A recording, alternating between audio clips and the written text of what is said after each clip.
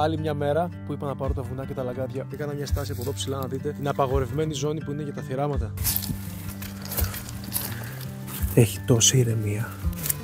Είναι παράδεισος. Λοιπόν, το πρόγραμμα σήμερα έχει αυγόφετας. Σπάμε ένα αυγό. Χτυπήθηκε. Ελαιόλαδο. Και μόλις ζεσταθεί, το ακούτε, τσιρτσιρίζει. Βουτάμε. Μπαγιάτικο ψωμί για να βγει.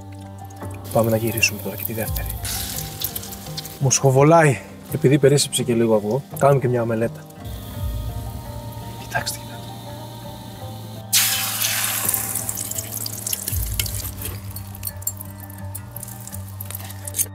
Σας έχω ξαναπεί στη φύση, ό,τι και να φάτε, το κάνει 5 φορές πιο νόστιμο. Αυγόφετα με φέτα. Έτσι μου μαθαίνει η γιαγιά μου. Θαύμα.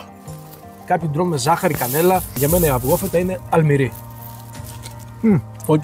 Ομελέτα ένα οχταράκι. Γιατί μου λείπει ρίγανη. Ξέχασα ρίγανη. Και εδώ θα δώσω ένα οχταράκι. Στη ζάχαρη. Αλλά στη φέτα 9,9 στα 10.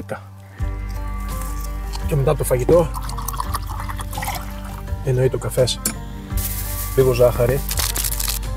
Βρίσκουμε ένα ξυλάκι, το σκουπίζουμε όσο πιο καλά μπορούμε και ανακατεύει. Ο ελληνικός θέλει ανακάτεμα προς μία κατεύθυνση. Θέλει χαμηλή φωτιά.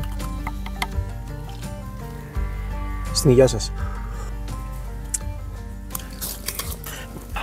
Να πίνεις τον καφέ σου εδώ. Συντονισμένη για το επόμενο βίντεο.